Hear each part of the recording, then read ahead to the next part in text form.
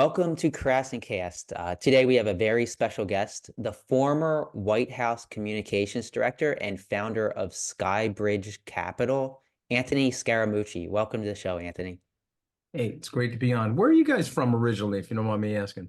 New Jersey, South Jersey, like Atlantic All right, City all area. right, there you go. All right, see that? I knew there was a lot of commonality among all of us. Look at Where are that. you from? You're South Jersey Jews, basically, right? Is that what you guys? Yep. Because Yeah.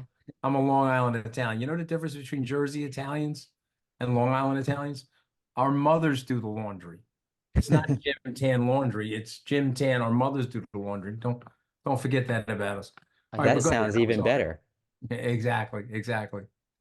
So we have a lot of things we want to touch on today. Politics, crypto, all sorts of things. I know you don't have a ton of time, but I do want to start with politics. Of course, you worked for Trump, but I recently heard you say, I think it was a few days ago, that you would absolutely vote for Biden over Trump. Yeah, Can well, you no tell pictures. me a few reasons why? Yeah, well, I don't think there's any question that anybody that worked for Donald Trump in any capacity inside of the White House that loves the country more than they love themselves or their political ambitions would vote for Donald Trump. And the New York Times pointed this out over the weekend. There's Nikki Haley, Mark Milley, H.R. McMaster. I mean, I could go through a legion of people that work for Donald Trump that would tell you clinically and objectively he doesn't have the right temperament to be the president.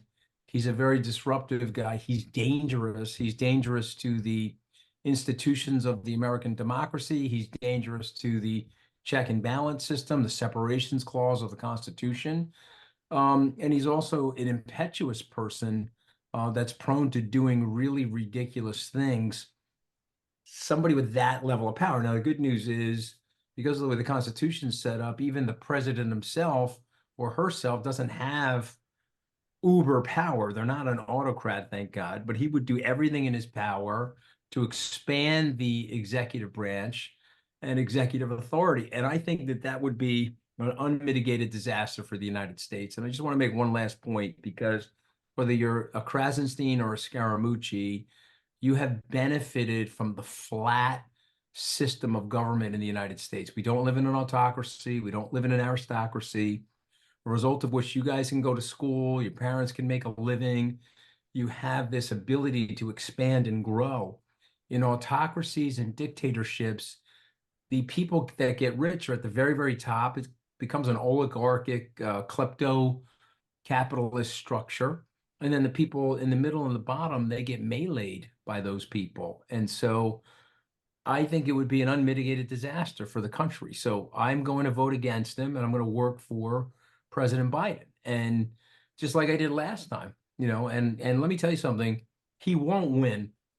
You guys are probably liberal, right? Because I follow your feeds. You're Yeah, pretty liberal we're definitely guys. left leaning. And so, okay, so the liberal guys get upset. They think, holy shit, Trump is coming back, and they get upset. But let me tell you, give you some comfort why he's not going to win. Let me ask you this rhetorically. Do you know anybody that didn't vote for him last time that are now saying, "Oh wow, I gotta go run out and vote for this guy this time"? And the answer is no. His base is shrinking. The demography of this beautiful country, this beautiful, colorful mosaic of people that lives in this country has changed dramatically since 2016, dramatically since 2020. And this is a group of people that generally sees Trump. Now, are there white people that have grievances? Are there people that feel left out of the system? Certainly, I'm upset that the establishment politicians are not addressing those grievances. And so they're clinging to Donald Trump. He could shoot people on Fifth Avenue. He could have four different indictments, 91 counts, and they're still going to stay with him. And I got that. But it's a minority of people. And so now, having said I that, guess the count, I guess the doesn't mean counter you can be argument, complacent. We I, all I got to. guess a counter argument to that could be that Go there's a lot of people who voted against Trump. They voted for Biden because they're voting against Trump. And it's been 4 years, and a lot of these people have amnesia when it comes to, how bad they viewed Trump. Mhm. So will those same people come out to vote against Trump again? Okay, so Ed, that's a really good question, and I agree with the amnesia because everybody has this short termism in terms of their thinking. let's let the Biden campaign run the replay system over the next 10 months. They're obviously waiting because they want to drop all of this stuff in the months of September, October, and early November. Let's let them run the replay system of the total insanity, the nonstop tweeting, the ridiculous disruptions, the stock market crash in March of 2020. Let's go over the 21.5 million jobs that were lost on President Trump's watch, the $7.8 trillion of deficit spending. You know, there's no argument that you can make right now that benefits Trump. I guess the only argument is the one on the border. I think the American people generally are very upset with the border. I think they feel that the Biden administration has not handled the border well. And I have to cede that to them. It's not a perfect footprint, of course, but the stock market, all-time high. Economy is booming. Inflation is trending down. COVID, by and large, is under control, and people are healing from COVID, and we seem to be moving on. He has fortified our alliances. To really understand the geopolitical situation, the first stop is the Ukraine, the next stop is Poland. If you don't believe that, you just haven't spent enough time in the government. You haven't worked with the agency, you haven't worked with the Department of Defense, you haven't gone overseas and talked to our allies. Okay, Vladimir Putin has made it very, very clear. Donald Trump has made it very clear. Donald Trump has made it clear that he wants to be dictator for at least a day. He wants to use the Department of Justice to persecute his political adversaries. Vladimir Putin has said, hey, look, I want to reconnect the Soviet Union. This was the great travesty of the 20th century. He's coming for the Ukraine, and then his next stop is the reconnecting of those other republics. And I'm telling you, that would be a disaster for liberalism. That would be a disaster for democracy. And listen, Mr. Trump is a breeder of hate crimes. Okay, some of the Orthodox Jews are like, yay, he moved the embassy. But the people that really understand, he creates space for hatred. And when you create space for hatred, guess what? The Jews get hit the hardest. Okay, that's 5,500 years of observational history. And as I've said to my Jewish friends, you guys are the canary in the coal mine of freedom. All the freedom in the Western democracies come back to the Torah. All the freedom comes back to the principles in the Ten Commandments. They start there in Jerusalem, they move to Athens, and then over to Rome, up into Paris, out to the United Kingdom, and over to the United States. The Jews are the first domino in Western liberal freedom. And when they get hit, okay, other people are sometimes indifferent, but they shouldn't be. They should look at that and say, wait a minute, that's the first domino. The next domino is me. Okay, and that's what autocrats do. And we have this specter right now of autocracy, which is very similar to the late 1930s. And we have to explain that to the American people, and we have to reject that.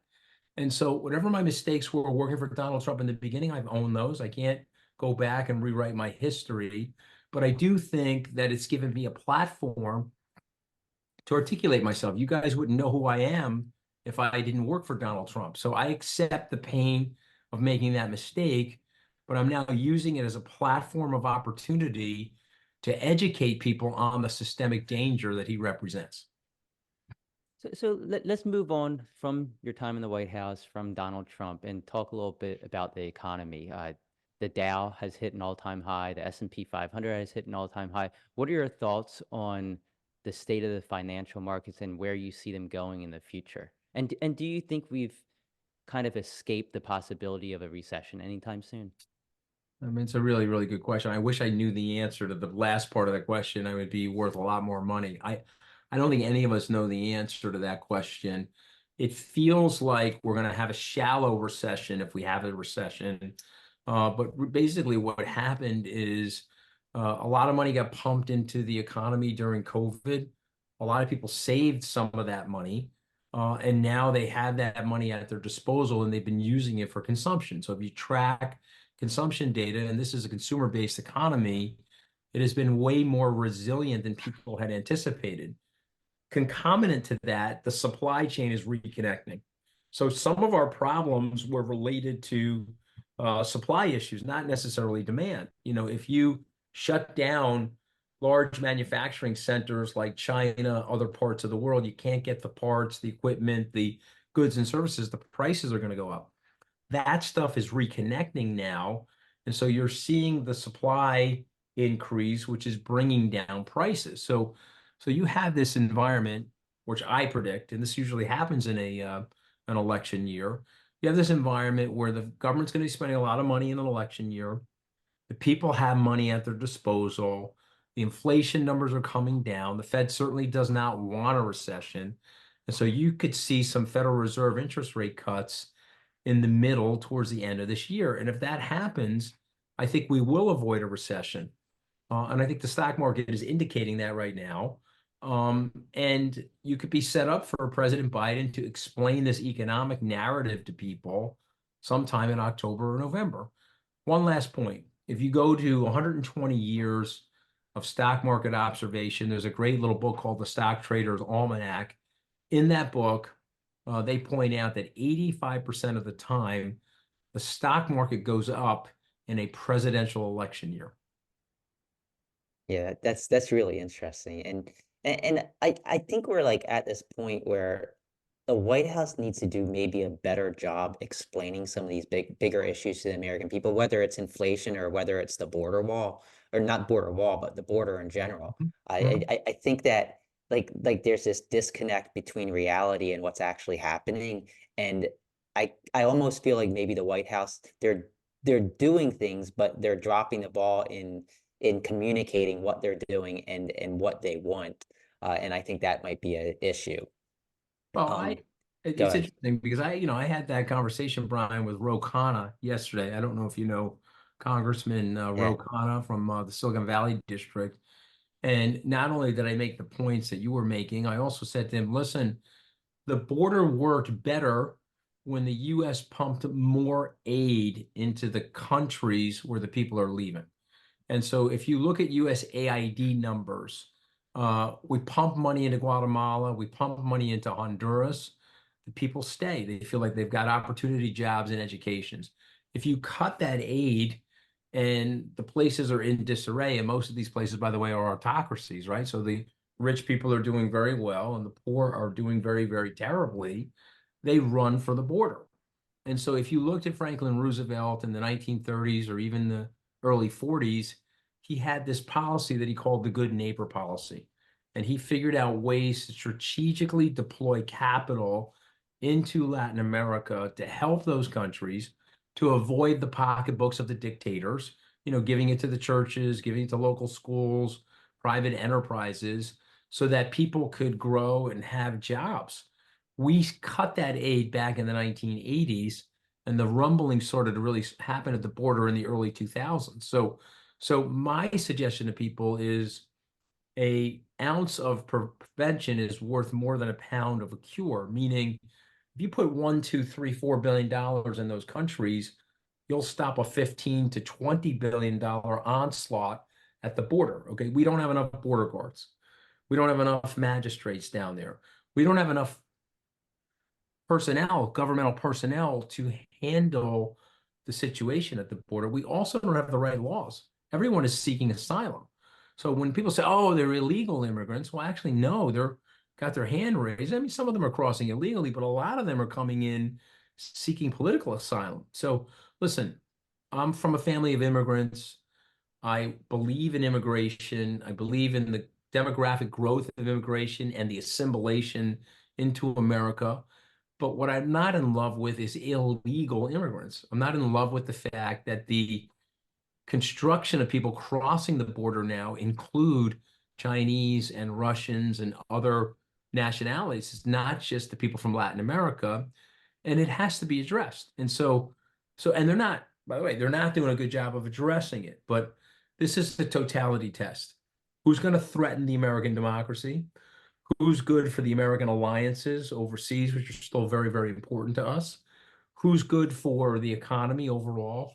Who's good for the future of America? I think Joe Biden has that hands down relative to Donald Trump. Now, I'm not in love with their ages. If you ask me this question, I'll answer it. Should two people 81 and 78 respectively be the two nominees? I would say no.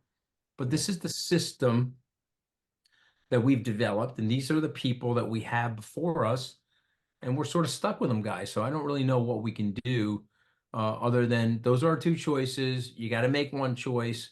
I've been a lifelong Republican. I am not a MAGA pro-dictator, afraid of Trump Republican. I mean, this guy, Kevin McCarthy, okay, first of all, him and I are the same age. He looks like he's 500 years old because he sold his soul to Donald Trump, you know?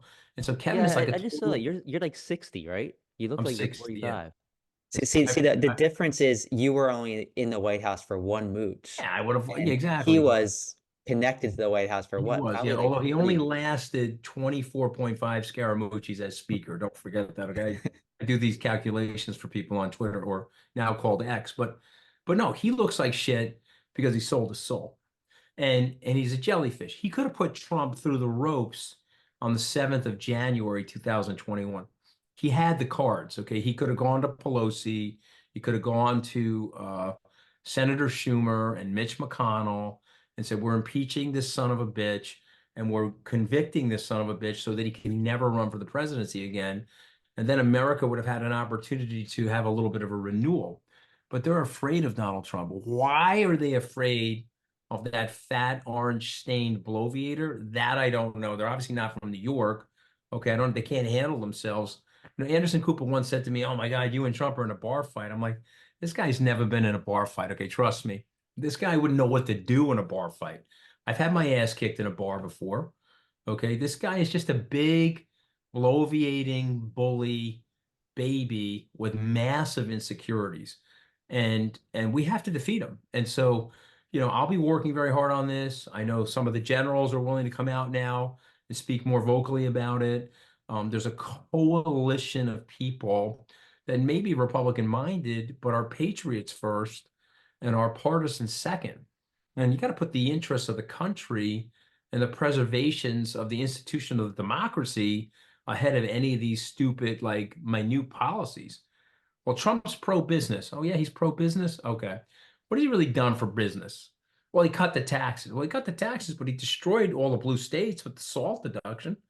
And that was a silly thing that he did to these Yeah. states, you know?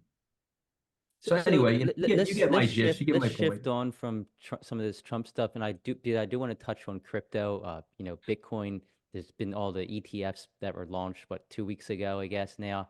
Uh, how do you view that? Do you think that's a positive for Bitcoin? And how do you think Gary Gensler has handled things? So he's really hurt President Biden. So Gary Gensler and Elizabeth Warren, in my opinion, have formed the regulatory axis of evil.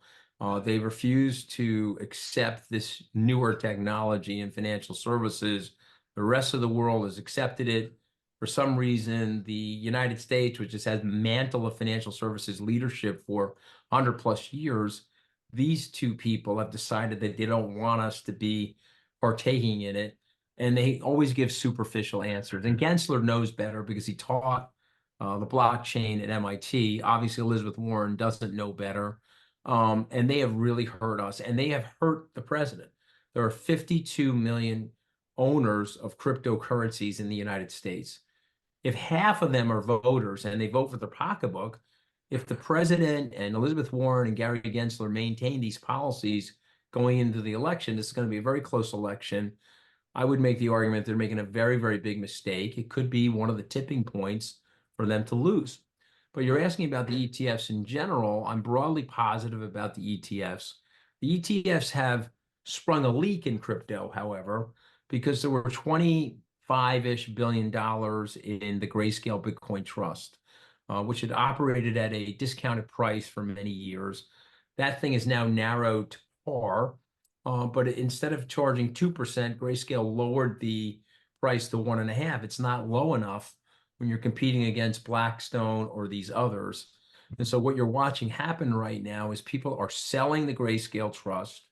Concomitant to that, you have the Genesis trades unwinding, and you have the FTX inventory in the Grayscale Bitcoin Trust also unwinding. Mike Novogratz's Galaxy, which is overseeing a good part of those assets for the FTX bankruptcy estate, said last night that they sold $1 billion of Bitcoin in the last 3 days. So Bitcoin is down about 8% in the month of January. The bears are thrilled with that. They're saying that the ETF has marked the peak for Bitcoin. But if you really understand the asset class and you understand the eventual halving that's going to take place in April, and you understand the demand that's being generated, this is the largest, most successful launch in ETF history. These 11 operators are bringing in money hand over fist, and Bitcoin has a fixed supply. So when this supply gets mopped up and it gets into stronger hands, it will firm up the price. So I predict that Bitcoin will be at an all-time high uh, by the end of this year. That means it'll be through 69,000. And I think if people are patient, you could see 150 to $200,000 Bitcoin, but that probably doesn't come until the back half of 2025. Interesting. Yeah. So I guess like my question is, why does the left seem to be so anti-Bitcoin when they're supposed to be the progressive ones? And you'd think that blockchain finance would be something that is actually progressive. It kind of baffles my mind. So I think the simple reason is some people have been ripped off and destroyed by these cryptocurrency scams. And so let me play Elizabeth Warren for a second. If I'm the mother of progressivism in the United States and I'm the champion of the unbanked, and some unwitting people were taken by crypto fraudsters, it makes her irate and it makes her want to blanketly end crypto in mass. Do you see what I'm saying? Yeah. And I think that's the reason. And I think if somebody could just calm her down and say, yes, every time you have new technologies, you have an induction of fraud that took place during the robber baron era in the railroads. It took place in telecom. And you guys maybe don't remember Bernie Ebbers and WorldCom, but the guy went to get jail for fraudulently making up his income statements and so forth that led to the I can't remember the name, Sarbanes-Oxley legislation in the early part of 2000s. And so I would just say that this is a knee-jerk reaction from well-intended people that is misguided. And I think we would be better served if she calmed down, learned the technology, and then recognize, wait a minute, this will actually help the unbanked. You can't, if you have $2,000, can't really go to JP Morgan or Chase or you pick the bank, Wells Fargo. You're going to get hit with low minimums for your account. They won't let you have it. You have to have a certain threshold. So there's millions and millions of people that are unbanked. The payment system known as Bitcoin or the rail system known as the blockchain would help these people immeasurably. And I'll give you one specific example if you don't mind. It'll take me 30 Sure. seconds. The El Salvadorian government says that they have 15 million expats in the US. They want to send money back to mom and dad. Most of these people are unbanked. They don't have banking accounts. So they end up going to Western Union and they give Western Union the money. Let's say they show up with 10 $100 bills. Well, Western Union charges them 10% to make that transfer. So mom gets 900, Western Union gets 100. And that's the system. The El Salvadorian government says if you could have a wallet to wallet transfer over Bitcoin or another rail system on the blockchain, they can save $400 million for their expats and their citizens. And I just want you to think about that and then extrapolate that across the board. Yeah. And then you get a sense for where we all are. Yeah, for sure. So let's move to social media real fast. I know we're running Mhm. low on time. How do you think Elon Musk has handled X? Do you think he's done a good job, a poor job? Any suggestions for him? So it's interesting because I follow both of you guys on Twitter. I think you guys got knocked off of Twitter at one point and then you got reinstated by Elon, which I applaud. This thing, the cat turd. I don't know if you ever heard of the cat turd. He's a Yeah. conservative. He lights my ass up every day. I'm totally fine with it. I mean, I think he should be on Twitter, not off of Twitter. And so I think Elon Musk is well intentioned. And I think Elon Musk is trying very hard. And when he says that he is a vicar for the free press, I believe him. I think he's trying. Now, is there a lot of sludge and could there be a lot of hate speech on the network? I think that there is. And I think that stops some of the advertising. Some of the big corporations are like, whoa, I can't be associated with this. But my money's on Elon Musk. I think he'll figure that out. I think he'll scan the bots. I think he'll reduce that negativity. I think he'll end up creating this sort of WeChat-like payment system. And full disclosure, I have an investment in Twitter. I'm a very close friend with Kathy Wood. I have money in her fund, who has an investment in Twitter, or now known as X. And I wouldn't bet against Elon Musk. I think for some reason the media has turned on him, and I think it could be because he's trying to provide more balance in X, and they see it as unbalanced. And maybe you guys see it as unbalanced. I don't know what your opinion is, although I do read your tweets. I think you've been very fair to Elon. Let's look at this over the next 2 years, and let's judge it over that period of time. But I was shadow banned before Elon got there, and I was losing followers, losing followers. He ended that, and now I'm gaining followers again.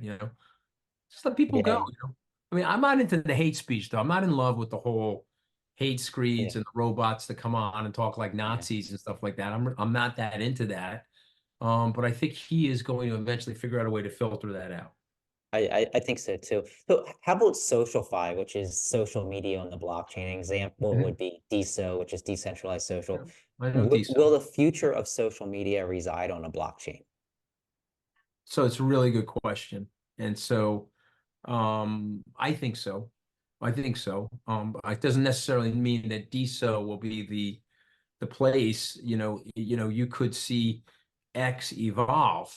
Somebody asked me about Web3 gaming. I wouldn't bet against Activision and Take-Two Interactive in Web3 gaming, right? They could just buy one of those networks. At some point, Twitter may say, okay, you know what? We got to put all this stuff up on the blockchain. The blockchain will make it more accurate. The blockchain will help us screen out the robots. And maybe they end up buying something like a DeSo. So yes, I do think that would be the evolution. If you said to me 25 years ago, when I was making phone calls from a hardline phone, didn't have a cell phone back then, and you said to me, well, the future is going to be pocket-based smart computers, and they're going to be hooked to the internet. And so these phone calls they're charging you $3, $4 a minute, these phone calls are going to be costless 25 years from now. A lot of people said, oh no, that would never happen. So I'm not that person. I do think that the natural evolution for these social media sites is more decentralization and potentially using the blockchain to decentralize. And I think it'll make the social media more interesting, more accurate, less fake news. And I think it'll make it fairer. So I do think that will happen. Yeah, so do you have time, like a few more minutes just to Yeah, yeah, play a little sure. game at Sure. 2 minutes or so? Yeah, go So ahead. we're going to give you two choices. You're going to pick one or the other. Let's do it. The White House or investing? The White House. Interesting. Why is Yeah. that? Well, if it's handled right, okay, you can affect a lot of people and you can benefit a lot of people's lives. Investing's fun. I mean, don't get me wrong, I love investing and started out as an investor. But I think, it was an eye-opening experience for me to work in the White House because you realize you can do a lot that can really benefit a lot of people's lives. You're moving around lots of money. President Clinton once said, he could sign a check and next thing you know, 5 million lives are saved in Africa because he's putting malaria nets up all over the place. Um, and, it would take him 20 years to raise that through the Clinton Foundation. So again, depends on what your proclivities are. You want to help yourself investing. You want to help others. You would say White House. Makes sense. How about stranded on an island by yourself for two mooches, two Scaramucci's, Right. or stuck in the Oval Office with only Trump for one Scaramucci? Yeah, I'm going with the Trump shit, because again, despite the terror of that and my ass getting fired and the aftermath and the disaster and all that stuff, it was one of the best learning experiences of my life. And like I said, I wouldn't have met you guys. I wouldn't have done some of these fun things that I've done, these reality shows, written books. I have a podcast where I interview authors. A lot has come out of the shit show of that. And so, I mean, and then the negative is there are people that will meet me and I always hear the same groan, oh, you're smarter than I thought, or I thought you were a jackass or whatever. I don't care. As long as you don't care what other people think of you, And I think the two of you are like that. I applaud you for that because you guys state your opinions and you can take the heat on Twitter or elsewhere as long as you don't care. I remember what your grandmother once said, what other people think of you is none of your business. You don't have to spend any time worrying about what other people think of you. But yeah, no, I would take the shit show with Trump. Because let me tell you something. You better hope there are people like me working. If he gets back in, you better hope there are people like General Kelly or me or H.R. McMaster or somebody that really cares about the country and loves the country, is not there necessarily to serve his whims, but really thinking holistically about the United States. So All yeah, no, right. I would take it. These are So good questions. how about Elon Musk or Bill Gates? Elon Musk, he's a man of the people, Elon Musk, and I like him. I have a soft spot for him. How about on immigration, a wall or more judges and lawyers? Yeah, no, you can't. The wall doesn't work. Let me tell you something. The wall doesn't work. The Berlin Wall, they try to keep the people from leaving. This wall's to try to keep it. The walls don't work. Look at the Israelis. The Israelis put walls up everywhere. They're still having a hard time. The walls really don't work. I'll go with the judges and the magistrates, but I would really go with more USAID into the countries that Yeah. need the aid, because you're going to spend the money anyway. People, I don't want to stop giving money. We have enough problems in the U.S. You're going to spend the money anyway. Spend less on the prevention than more at the border. All right. Bitcoin or Ethereum? I go with the old granddaddy. I'm going to go with Bitcoin.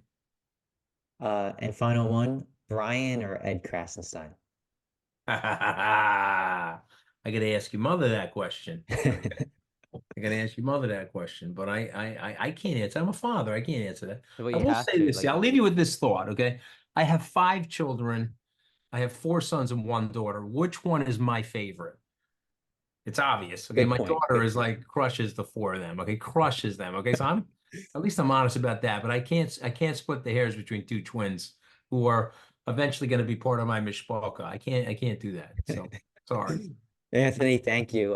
Thanks All so much right. for Great, being here. great to It's been be on. great. Okay, guys, thanks for including me. See that? We may have some ideological differences and so forth, but we have a common cause in helping the country. And so we got to do that in this coming year. Definitely. 100%. Thanks again, All Anthony. right, be well, guys.